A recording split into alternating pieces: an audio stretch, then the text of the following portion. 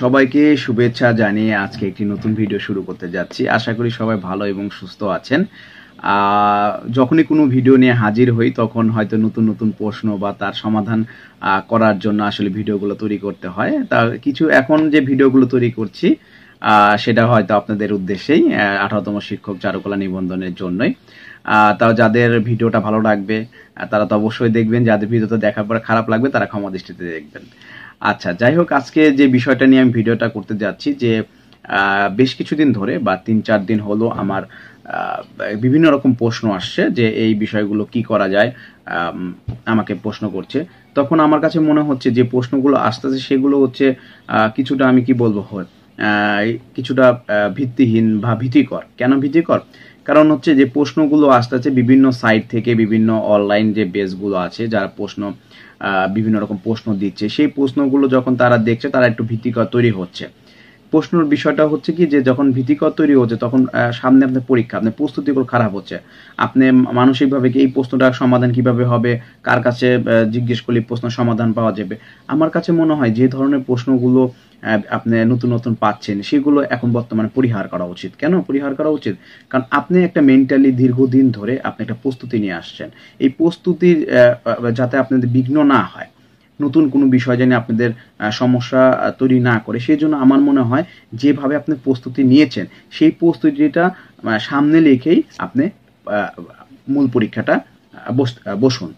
কারণ নতুন নতুন যে বিষয়গুলো আসতেছে সেগুলো যদি আপনি এখন করতে যান বা আপনি যদি এখন এটাকে পূর্ণাঙ্গভাবে সমাধান করতে যান, তাহলে হবে কি যে আপনি পূর্বের যে প্রস্তুতিটা আছে সেটা হচ্ছে আপনি বাধাগ্রস্ত হবে। আর আপনি যে প্রস্তুতিটা নিয়েছেন সেটা অবশ্যই সুন্দর। কারণ আর যে প্রশ্নগুলোর সাথে আপনি বারবার সমস্যা তৈরি হচ্ছে, এই প্রশ্নটা কী হবে, এই অ্যান্সারটা কী হবে, এই নকশার ক্ষেত্রে এইরও চেঞ্জ আছে, তা এই বিষয়গুলো আমার কাছে মনে হয় আপনি যা করেছেন সেটাই এনাফ।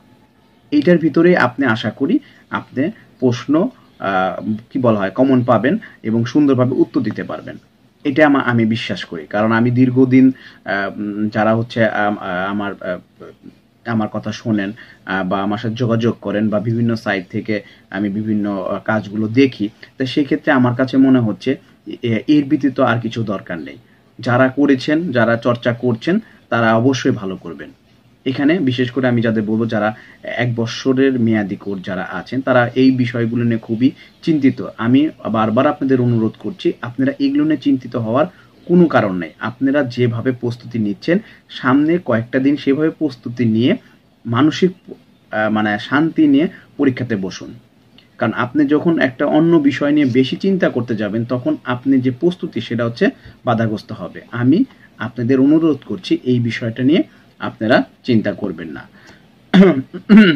আর যে বিষয়টা হচ্ছে কি যে এখন বিভিন্ন সাইট থেকে যে ধরনের প্রশ্ন বা যে তখন মূল্যায়ন করছে, এই বিষয়ে আমার 2-3টি কথা আছে যেটা আসলে গুরুত্বপূর্ণ, অনেকের ক্ষেত্রে হয়তো ভালো নাও লাগতে পারে, আমি ক্ষমা চাচ্ছি। সেটা হচ্ছে যে যখন আমরা, আমার অভিমতটা বলছি, যখন আমরা চারুকলা নিবন্ধন পরীক্ষা দিই তখন আমি ছিলাম হচ্ছে 16তম শিক্ষক নিবন্ধনে। আমার ফ্রেন্ড, আমার খুবই কাছের ফ্রেন্ড, ঘনিষ্ঠ ফ্রেন্ড আক্তার স্যার, আপনারা হয়তো অনেকে চেনা আক্তার স্যার, তো সে হচ্ছে 15তম নিবন্ধনে। তা আক্তার হচ্ছে 15তম নিবন্ধন একেবারে শুরু। তখন তারা ছিল হয়তো কয়েকজন, তারপর আমরা 16তমতে সব মিলে হচ্ছে প্রায় কত 20-25 জন ছিলাম। তা সেক্ষেত্রে আমরা 15 শুরু যখন হচ্ছে আক্তার স্যার বা আমরা যারা 16তম নিবন্ধন, আমরা 15তম নিবন্ধন দিয়েছি। তো সেক্ষেত্রে তখন আমাদের বিষয়টা অন্যরকম ছিল। তখন আমাদের তেমন কোনো গাইডলাইন ছিল না, একেবারে বলবো সেটা কোনো গাইডলাইন ছিল না। এখন বিভিন্ন রকম যে আপনি বাজারে গাইড পাচ্ছেন বা অনলাইন বেস কোচিং পাচ্ছেন, এখন বলতে পারেন যে আমি তো চারুকলা ব্যাকগ্রাউন্ড, তারপরেও এই নতুন একটি পদ যখন তৈরি হচ্ছে, এনটিআরস তৈরি করছে, তখন এটা করলে আমাদের মানসিকভাবে অনেক মানে কি বলা যায় যে আমাদের মানসিকভাবে অনেকে চিন্তিত করেছে। তা তখন আমরা ওই বিষয়টা যখন আমরা তখন আমরা কার কাছে যাব, কি ধরনের প্রশ্ন একটা সিলেবাসটা পরিপূর্ণ আমার কাছে মনে হয় নাই, মানে পরিপূর্ণ মানে পরিষ্কার না, এটা বলতে চাচ্ছি। তো এই জিনিসগুলো নিয়ে যখন আমি বা হচ্ছে আক্তার, তো আমরা যখন এই বিষয়গুলো নিয়ে অনেক রকম ভাবনা চিন্তা করে তখন হচ্ছে আমরা পরীক্ষা দিয়েছি। সেই অভিজ্ঞতা আলোকেই হচ্ছে আমি আজকে কথাগুলো বলছি। আর এখন বিষয়টা হচ্ছে যে যারা বিভিন্ন সাইটগুলোতে কথা বলছে, বিভিন্ন মাধ্যমে কথা বলছে, বিভিন্ন প্রশ্ন প্রণয়ন করছে, বা খুব এইটাই মার্কিং, এটাই আসবে, এটাই কমন, এটাই আপনি কি বলা হচ্ছে যে এটা আপনি পুরা ভুল হয়েছে, এটা ঠিক হয়নি, এটা হবে না, এটা দিলে হবে না, ওটা দিলে হবে না, এই সাইটগুলোতে বিভিন্ন রকম যে কথাবার্তা হচ্ছে, তা আমি তাদের কাছে একটু দ্বিমত পোষণ করি। কারণ হচ্ছে কি যে আমি বা আক্তার, আমরা যারা আরো কয়েকজন আছে যারা প্রথম দিকে নিবন্ধন ধারী ছিলাম, আমরা জানি এই সময়টা কিভাবে পার করতে হয়েছে, এবং আমাদের অভিজ্ঞতাগুলো আপনাদের সামনে আজকে আমি এটা শেয়ার করতে যাচ্ছি। বিষয়টা এরকম। তাই এই সময় যখন আমরা এই পিলি পরীক্ষা দিলাম, তখন আমরা ডিটেনের জন্য খুব চিন্তিত। হয়তো আক্তার বা হচ্ছে আমরা চিন্তিত কি ধরনের প্যাটার্ন আসতে পারে। ভাইবার ক্ষেত্রেও সেটা আমরা ফেস করেছি। হ্যাঁ, তখন আমরা যে কজন ছিলাম অবশ্যই চারুকলার ব্যাকগ্রাউন্ডে ছিলাম। তারপর আমাদের এটা অনেকটাই ভাবনার জায়গা তৈরি করেছিল। যাই এই বিষয়গুলো বলছি যে এখন যারা বিভিন্ন সময় আলোচনা করছে তারা আসলে কি নিবন্ধনধারী? আমার কাছে প্রশ্ন। অনেকে যারা বিভিন্ন রকম প্রশ্ন মানে করছে বা যারা বিভিন্ন রকম কোর্স করাচ্ছে, আসলে কি তারা নিবন্ধনধারী? কারণ তারা আদৌ কি নিবন্ধন প্যাটার্ন সম্পর্কে জানে, কি ধরনের ড্রয়িং আসতে পারে, কি ধরনের তত্ত্বীয় বিষয়গুলো জানে। এখন ব্যাপারটা হচ্ছে আমি এই জায়গাটা ফেস করে আসছি, আমি এই বিষয়টা সম্পর্কে অবগত, এবং হচ্ছে আমি গত তৃতীয় গণবিজ্ঞপ্তি বিশেষ, এটা আমার পোস্টিং ছিল সিলেটে, তারপরে চতুর্থ গণবিজ্ঞপ্তিতে আমি নারায়ণগঞ্জ একটা স্কুলে, পঞ্চম গণবিজ্ঞপ্তি আমার কলেজ, ঠিক আছে। তা পর্যায়ক্রমে করলে আমরা এর সাথে যুক্ত। এখন যারা হচ্ছে কন্টেন্ট ক্রিয়েটর বা হচ্ছে যারা কাজ করে যাচ্ছেন বিভিন্ন সাইটগুলোতে বা বিভিন্ন কোর্স করেন, তারা আসলে এই বিষয়টা কতটা অবগত বা কতটুকু জানে, এটা আমার নিয়ে প্রশ্ন আছে। কারণ আমি সাইটগুলোতে মাঝে মধ্যে বিভিন্ন সাইটগুলোতে দেখি যে অনেক রকম বিভ্রান্তি কথাবার্তা হয়। যারা হচ্ছে 1 বছর কোর্সধারী আছেন, তারা নানা রকম সমস্যা ফেস করছেন, তখন দেখা যায় এই তাদের প্রশ্নগুলো করলে আমার কাছে বিভিন্ন মাধ্যমে বা বিভিন্ন করে। এখানে আমার কোনো বলবো না যে আমার কোনো বেস বা এরকম কোনো বিষয় আছে। হ্যাঁ, এখানে আমার কাছে যারা করেছিল শুধু 5টা শিক্ষার্থী, মানে প্রশিক্ষণার্থী যারা আমার কাছে করেছে, তাছাড়া আমার কোনো অনলাইন বা এরকম বিষয় নাই। তবে বিভিন্ন যারা আমার সাথে যোগাযোগ করেন, তারা বিভিন্ন সাথে কি বলা হয়, বিভিন্ন গ্রুপ বা বিভিন্ন হচ্ছে অনলাইন কোর্সের সাথে যুক্ত। তারা যখন আমাকে প্রশ্নগুলো করে বা আমার কাজগুলো দেখায়, তার প্রেক্ষিতে আমি আলোচনা করছি, আর আমার দেখা কিছু কন্টেন্ট বা আমি এগুলো দেখি। যাই হোক, এই বিষয়গুলো হচ্ছে যখন আমাদের চিন্তা করতে হবে, আমরা চারু এবং কারুকলা বিষয়, এটা সৃজনশীল কাজ, আমরা এটাকে বিভিন্ন সাইট বা আমরা এটাকে এমনভাবে বানিয়ে ফেলেছি একটা মুখস্থ বিদ্যার মতন। এখন দেখা যাচ্ছে পরীক্ষাতে আমরা যে ধরনের নকশা মানে আসবে, বা হচ্ছে বিভিন্ন কোর্স বা বিভিন্ন জায়গায় একটা ধরনের নকশা হচ্ছে, আমি এটা খুব প্রচুর পরিমাণ দেখছি, একই ধরনের নকশা। আদৌ কি চারুকলা বিষয়টা কেমন? আমি হয়তো একটা নকশার প্যাটার্ন শিখাবো, তবে যে শিক্ষার্থী মানে প্রশিক্ষণটা যে শিখবে, এটাকে পরিবর্তন করবে কিছুটা। এখন যারা আপনার পরীক্ষা দিচ্ছেন, ম্যাক্সিমাম দেখা যাবে একই নকশা, যদি ওই ধরনের নকশা প্রশ্নে উল্লেখ করা থাকে, তাহলে এইটা যে পরীক্ষা খাতা দেখবে সে বিষয়টা কেমন হবে? তা আমার কাছে যেটা মনে হচ্ছে, যারা 1 বছরের প্রশিক্ষণ নিতে চায়, অনেকেই 1 বছর বলে আমি উল্লেখ করাটা আমার কাছে ভুল হয়ে যাবে, আমি দুঃখিত। 1 বছর ধারী না, আবার চারুকলা অনার্স কোর্স ধারীও না, আমি বলতে চাচ্ছি যারাই আপনি নকশা বা যেভাবেই করেন না কেন, আপনি নকশাটা শিখেছেন, সেটাকে একটু মডিফাই করার চেষ্টা করেন, সেটা আপনি নিজস্ব শৈলীতে চেষ্টা করেন। এবং অনেক নকশায় দেখেছি অনেক দুর্দান্ত, খুবই দুর্দান্ত, সেটা বলার অপেক্ষা রাখে না। আর কিছু যারা আছে একটু ভীতি চিন্তা করতেছেন বা মনের ভিতরে ভীতি করা আছে, তাদের এগুলো ফেলে দিন, আপনার নকশাটা আপনার মনের মতন করে সাজান, তাহলে দেখবেন আপনি যে শিক্ষা অর্জনটা করেছেন, আপনি যখন এটাকে মডিফাই করছেন, আপনার নকশাটা যে বেস্ট। আমার হচ্ছে শেষ সময় এসে কেন এই কথাটা বলা, কারণ আমি এটা প্রতিনিয়ত আমি মানে দেখছি, আমাকে বারবার নক দিচ্ছে অনেকে। তা আমার কাছে মনে হচ্ছে যে ম্যাক্সিমাম নকশাই একই রকম।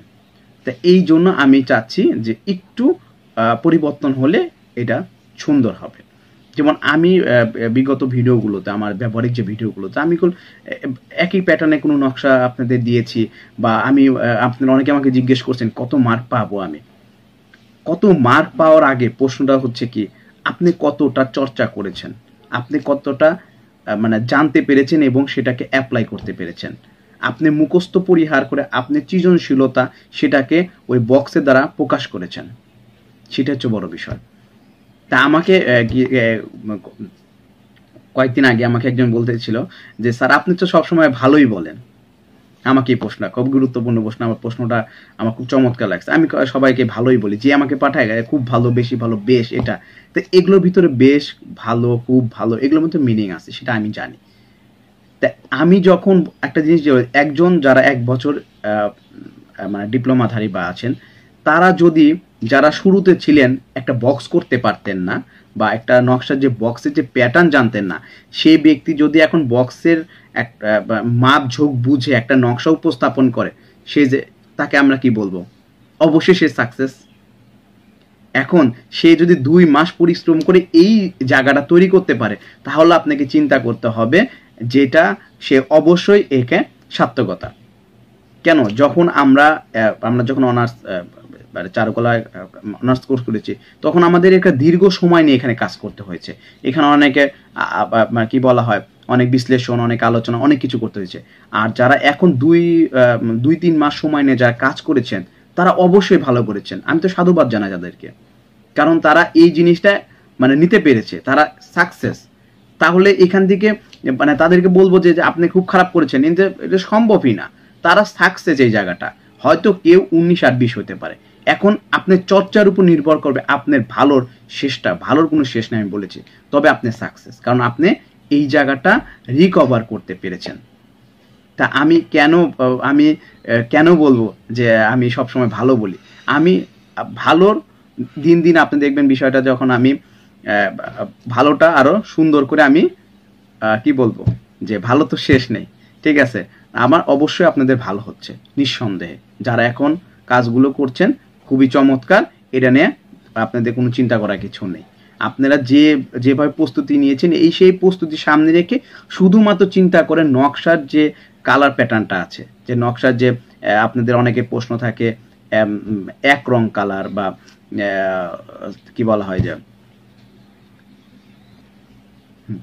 এখন অনেক রকম প্রশ্ন যে কালার ক্ষেত্রে কালার, আমি একটা কথাই বলতে চাই, আপনি যখনই পেন্সিল ব্যবহার করুন, পেন্সিল যদি কালার করেন অবশ্যই 4B বা 6B দিয়ে কালার করবেন।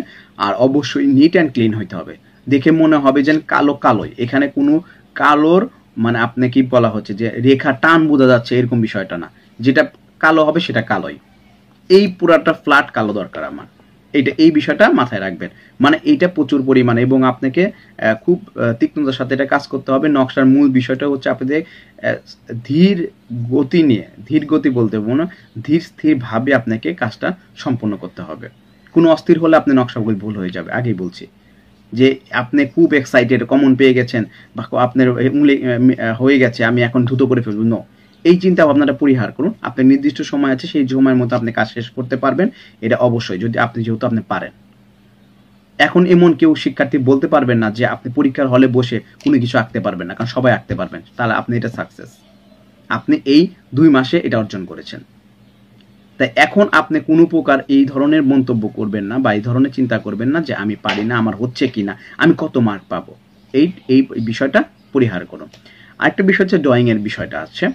ড্রয়িং এর ভিতরে অনেক আমি দেখেছি যারা হচ্ছে পূর্বের থেকে ড্রয়িং করে, বা দীর্ঘ 6 মাস আগে থেকে যারা হচ্ছে পুরো প্রস্তুতি, যে ভেরি গুড। আর যারা হচ্ছে দেখাচ্ছে 1-2 মাস হচ্ছে, তাদের ক্ষেত্রে একটু দ্বিমত আছে। তারা অনেকে আমাকে বলতেছিলেন যে স্যার পার্সপেক্টিভ বা অনুপাত সম্পর্কে আমাদের কি, তারপরে হচ্ছে আদর্শ মাপ সম্পর্কে কি আমাদের পরীক্ষারিতে অ্যাপ্লাই করতে হবে কিনা। তা আমার কাছে বিষয়টা হচ্ছে কি, যে অনেকে হয়তো বিভিন্ন কোর্স বা বিভিন্ন মাধ্যমে এগুলো শিখিয়েছেন। তা আমার কথা হচ্ছে কি, যে বিষয়টা হচ্ছে পার্সপেক্টিভ বা বিষয় সম্পর্কে আমাদের দীর্ঘ সময় নিয়ে আমরা চারুকলায় পড়েছি, দীর্ঘ সময় নিয়ে আলোচনার বিষয়। তো এখন যদি আপনাকে এই পার্সপেক্টিভ বিষয় নিয়ে যখন আমি দীর্ঘ সময় যখন আলোচনা করতে যাব, বা অনুপাত সম্পর্কে আলোচনা করতে যাব, তো সেক্ষেত্রে হচ্ছে কি 1 মাসের ক্ষেত্রে সেটাকে রিকভার করা কখনো সম্ভব না। তা আমি সবসময় বলি যে আপনি এখন যে কাজটা করবেন সেটা হচ্ছে অবশ্যই আপনার প্রত্যেকটা ছবি পার্সপেক্টিভ অনুপাত প্রকাশ পাবে। আমার কাছে যে বিষয়টা মনে হচ্ছে সেটা হচ্ছে আপনাকে চোখের দৃষ্টিতে আপনাকে এটাকে তৈরি করতে হবে। এটার মূল বিষয় হচ্ছে চর্চা। আমি সবাইকে বলেছি যে আপনি ওই বিষয়টা পরিহার করুন। আপনি হচ্ছে চোখের দৃষ্টিতে আপনি এটাকে রিকভার করুন। আপনি যখন ধীরে ধীরে কাজ করবেন আপনি অবশ্যই একটা দৃষ্টি মানে অন্যরকম একটা দৃষ্টি হয়েছে যেটা আমি ভালো এবং মন্দ আপনি বুঝতে পারছেন কোনটা ভালো এবং মন্দ। অলরেডি আপনাদের 1 থেকে 2 মাসের ভিতরে এই সেন্স তৈরি হয়ে গেছে। এখন আপনি যখন 6x6 বক্সের মধ্যে একটা ড্রয়িং করছেন সেটা ভালো না মন্দ সেটা আপনি বুঝতে পারছেন, কারণ মানে এটা হচ্ছে আপনার চর্চার ফল। তার মানে হচ্ছে আপনি সব কিছুর মধ্যে যে কিছুই আপনি ড্রয়িং করেন না সেটা অনুপাত পার্সপেক্টিভ আলোচনা প্রকাশ পাচ্ছে, তবে সেটাকে আপনি এখন চোখের অনুপাতে সেটাকে রিকভার করার চেষ্টা করেন। কারণ আপনাকে আমি 1-1.5 মাসের মধ্যে কখনোই এটা পরিপূর্ণ করা সম্ভব না। ঠিক আছে, বিশেষ করে হচ্ছে সেটা হচ্ছে যদি অনলাইন হয় এটা আরো কঠিন হয়ে যাচ্ছে। সশরীরে যারা শিক্ষা অর্জন করছেন বা পাঠ নিচ্ছেন তাদের ক্ষেত্রে অনেকটাই সম্ভব, যারা হচ্ছে অনলাইনে সো টাফ। ঠিক আছে, এখন এই বিষয়টা হচ্ছে অনেকের খারাপ দিক দেখাবে। আমাকে সাথে যারা যোগাযোগ করেছেন আমি সব সময় বলেছি আপনারা চর্চা করে থাকুন, পার্সপেক্টিভ অনুপাত সেটা আপনি বুঝে যাবেন অটোমেটিক। তো এটা হচ্ছে, যাই হোক, এই ড্রয়িং এর বিষয়ে অনেকে নিয়ে চিন্তিত। ড্রয়িং কি, আমি আগে ড্রয়িং এর কথাই বলছি। অবশ্য ড্রয়িং যদি করে থাকেন 2B বা 4B ভালো কোম্পানি পেন্সিল ব্যবহার করবেন। আপনার দোকানে যে বলবেন একটা 4B পেন্সিল দেন, সে একটা অন্য ব্র্যান্ডের নন ব্র্যান্ড বা হচ্ছে খুব পচা ব্র্যান্ডের একটা পেন্সিল দিয়ে দেবে। যে নো, আপনি ভালো কোম্পানির একটা ভালো পেন্সিল ব্যবহার করবেন, কারণ আপনি পরীক্ষার সময় একটা পেন্সিল হচ্ছে গুরুত্বপূর্ণ বিষয়। আপনি যে বিষয়টা ড্রয়িং করবেন এটা মনে রাখবেন। পরীক্ষার আপনি যে স্কেলটা ব্যবহার করবেন সেটা জানি আপনার পূর্বে ব্যবহার করছেন এই স্কেলটা হতে হবে, কারণ এটা গুরুত্বপূর্ণ, কারণ ওই স্কেলের সাথে আপনার ভালো লাগা জড়িত। তা এই বিষয়গুলো এবং পরীক্ষার ভিতরে একটা বিষয় চিন্তা রাখবেন, সেটা হচ্ছে কি কুল মাইন্ডে বসবেন, কোন বিষয়টা দেবেন সেটাকে সেট আপ করে নেবেন। যে আমি নকশা দেব, সিরিয়াল মেনটেন করলে খুবই ভালো। যদি সিরিয়াল মেনটেন না করতে পারেন তা সেই ক্ষেত্রে হচ্ছে আপনি মেন্টালি প্রিপারেশন নিয়ে রাখবেন যে আমি কোনটা দেবো, সেইভাবে প্রস্তুতি নেবেন। এটাই আমার কাছে অনুরোধ। কারণ হচ্ছে আপনি পরীক্ষার সময় যে ভাববেন আমি কোনটা দেব, ড্রয়িং দেব নাকি নকশা দেব, সেটা আপনাকে একটু বাসায় প্রস্তুতি নেবে। আর যে বিষয়টা আমি আমি বিশেষ গুরুত্ব দিচ্ছি আমার কাছে মনে হচ্ছে সেটা হচ্ছে আপনাদের পরীক্ষার সময় যারা একটা দ্বিমত তৈরি হতে পারে, সেটা হচ্ছে কি যে পরীক্ষা ধরেন আপনারা একসাথে অনেকে বসছেন, একই হলরুমে বসবেন, তখন দেখা যাচ্ছে যে এক প্রশ্ন আসে একটা এই নকশাটা করতে হবে। এখন দেখা যাচ্ছে অনেক একই প্রশ্ন, ওই প্রশ্নের অ্যান্সার অনেকের অনেক রকম ভাবে নকশা তৈরি করছে। আপনি পাশের জন্যটা দেখতেছেন, সে পাশের জন্যটা দেখছে, সে জিজ্ঞেস করছে ভাই আপনি এইভাবে করছেন, বা কথা বলার সুযোগ নেই, তারপরে যদি এরকম থাকে যে আপনি এইভাবে করছেন আমি, তো এই টোটাল জিনিসটাই হচ্ছে আপনি এটা পরিহার করবেন। আপনি প্রশ্নটা পেয়েছেন, আপনি এই সম্পর্কে জানেন, আপনি আপনার মতন করে অ্যান্সার করবেন। পাশে কি করছে এটা না দেখাটাই ভালো, কারণ এটা আপনাকে দ্বিধাদ্বন্দ্বতা তৈরি করতে পারে। এই বিষয়টাই বলি, কারণ নকশার বিভিন্ন প্যাটার্ন বা বিভিন্ন স্টাইল বিভিন্ন হতে পারে, যে সেটা নিয়ে সে তার ব্যক্তিগতভাবে করছে। আপনি যেটা জানেন সেটাই প্রেজেন্টেশন করেন, কারোর সাথে পরামর্শ করার কোনো প্রয়োজন নাই। কারণ যখনই আপনি পরামর্শ করতে যাবেন সে তখন আরেকটা প্রশ্ন করবে, সেই প্রশ্ন যখন আমাদের মেন্টালি মাথায় আমার কি হচ্ছে না, এই যখন কাজটা আপনার মেন্টালির মধ্যে চলে যাবে তখন অবশ্যই 100% আপনার নকশা এবং ড্রয়িংয়ের প্রভাব পড়বে। আমি তত্ত্বীয় বিষয়টা জানি না, কারণ আমি বারবার বলতেছি আমাদের শিল্পকলার যে মেন্টালি মানে শান্তি যে বিষয়টা সেটা অবশ্যই থাকতে হবে পরীক্ষা হলে।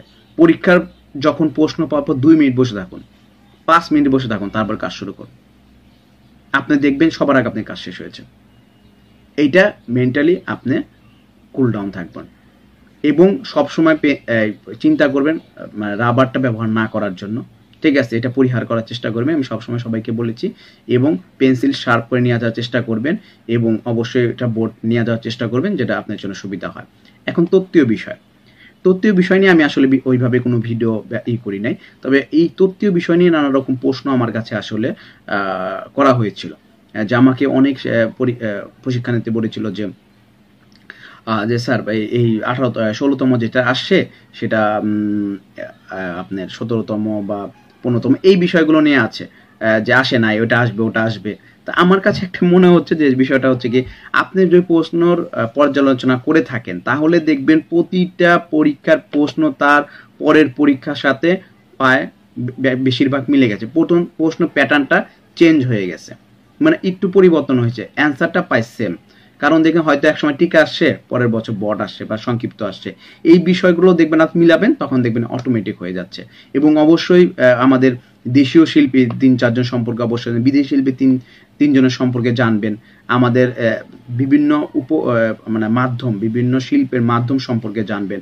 এই বিষয় নিয়ে আমি অবশ্যই আমি আজকালকের মধ্যে আপনাদের একটা টাকচার আকারে, শিট আকারে আমি এটা দিচ্ছি।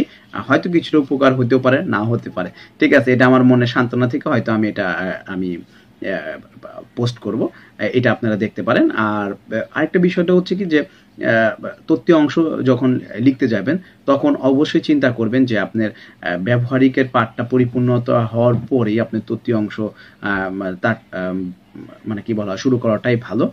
কারণ ব্যবহারিকটা গুরুত্বপূর্ণ বিষয়। আর আমার কাছে যেটা মনে হয়, ব্যবহারিক আপনার সময় অনেক কম লাগবে। আপনারা নকশা বলছেন আমি সময় শেষ করতে পারবো না, একটা 6x6 ইঞ্চি একটা নকশা, সেটা দেখবেন আপনি যখন পরীক্ষা হলে কাজ করবেন, যখন সব সাইলেন্ট মোড হয়ে যাবে, আপনার মন মানসিকতা সুন্দর একটা তৈরি হবে, তখন আপনার নকশাটাও সুন্দর হবে। আর ড্রয়িংয়ের ক্ষেত্রে দুইটা একটা বিষয়, আবার ড্রয়িংয়ের ক্ষেত্রে আসি, যে যারা ড্রয়িং বেস খুব ভালো, অনেকে ভালো আছেন নিঃসন্দেহে, তারা ড্রয়িংয়ের বিষয় ফিগারেটিভ কাজ চলে যান। যারা হচ্ছে মনে করেন না আমি ফিগারেটিভ কাজ একটু দুর্বল, তারা ঠিক অথবা অপশনেই থাকছে কোনো প্রকৃতি বিষয়, কোনো নেচার বিষয়, কোনো গ্রাম বাংলা বিষয়, কোনো বিষয়কে কেন্দ্র করে বিষয়ভিত্তিক দৃশ্য। তো এই বিষয়টা মনে গ্রহণ করা উচিত। যারা নকশা ফিগার ড্রয়িং ক্ষেত্রে হচ্ছে একটু মনে করছেন যে একটু নিজেকে উইক মনে করছেন, আমি উইক বলবো না, মনে করছেন আমি একটু হয়তো আমার ভাবনা জায়গাটা একটু অন্যরকম, তাহলে আমার মনে হয় তাদের বিষয়ভিত্তিক দৃশ্য ক্ষেত্রে যাওয়া উচিত। এটা নিয়ে কোনো ভাবনা। আর এখন অনলাইনে একটা মানে জোয়ার কমরত মানুষ, যে একটা কমরত মানুষ নিয়ে এমন একটা জোয়ার চলে আসে, কমরত বিশ্রামত মানুষ, যে এইটা একটা মানে তারপরে মজার বিষয়টা হচ্ছে কি, আগে চলে একটা মানুষ, এখন হচ্ছে জোড়ায় মানুষ থাকতে হবে, 2টা মানুষ কাজ করছে, 2টা মানুষ বিশ্রাম নিচ্ছে। এই বিষয়টা আমার কাছে অবাক। তা আমার কাছে এই জিনিসটা কিভাবে এত হাইলাইট হলো আমি এই বিষয়টা জানি না। হয়তো এটা যারা প্রশিক্ষণার্থীরা আছে তারা হয়তো বেশি এক্সাইটেড বা এই বিষয়টা। তা আমার কাছে মনে হচ্ছে মূল বিষয় হচ্ছে ফিগার ড্রয়িং আমি পারি কিনা। আমার কাছে মনে হচ্ছে ফিগার ড্রয়িং আমি পারি কিনা। তা আমি যখন ফিগার ড্রয়িং করতে পারবো, আমি যখন একটি মানুষের আমি তো পরিপূর্ণ মানুষের রূপ দান করতে পারবো না, এটা হবে না, 100% হবে না। আমি চিন্তা করবো যখন আমার এই মানুষটা আমার 10% হবে, তখনই তো আমি এটাকে যখন আমি ফিগারটা 10% করতে পারবো, তখন আমার মনে হবে হ্যাঁ আমি এটাকে মুভমেন্ট দাঁড় করাতে পারবো। আমি বিষয়টা হচ্ছে কি যে আমাকে যদি বলা হয় যে কমরত বাদ দিয়ে, বা আমি যদি অন্য একটি ফিগারেটিভ বলা হয়, মানে সবই তো কোনো ফিগারই তো কোনো না কোনো কাজ করছে। হয়তো সে বসে আছে, সে ঘুমাচ্ছে, সে দৌড়াচ্ছে, সে হাঁটছে, সবই তো কোনো না কোনো কাজ সে করছে। তা আমার ওটা বলা উচিত ছিল যে আমি ফিগার ড্রয়িং পারি কিনা। এখন দেখা যাচ্ছে অনেক শিক্ষার্থী আছে যারা এই কর্মরত মানুষ বা বিশ্রামত মানুষ যদি না আসে, তারা পরীক্ষায় অনেকটা আপসেট হয়ে যাবে। আপসেট হওয়ার কোনো কারণ নাই, কারণ আপনি এই ফিগারগুলো দ্বারা, যে ফিগারগুলো শিখেছেন সেই ফিগারগুলো দ্বারাই আপনি মানে অন্য যে বিষয়টা আসে না কেন আপনি এটাকে পরিবর্তন করেন। আমরা যেমন একটা মানুষই বিভিন্ন জায়গায় মুভমেন্ট করছি, আমি তো একজন, ঠিক তেমনি আপনার এই কর্মরত বা বিশ্রামত বা বিভিন্ন কাজে মানুষগুলো, সেগুলো আপনি ওইভাবে উপস্থাপন করুন।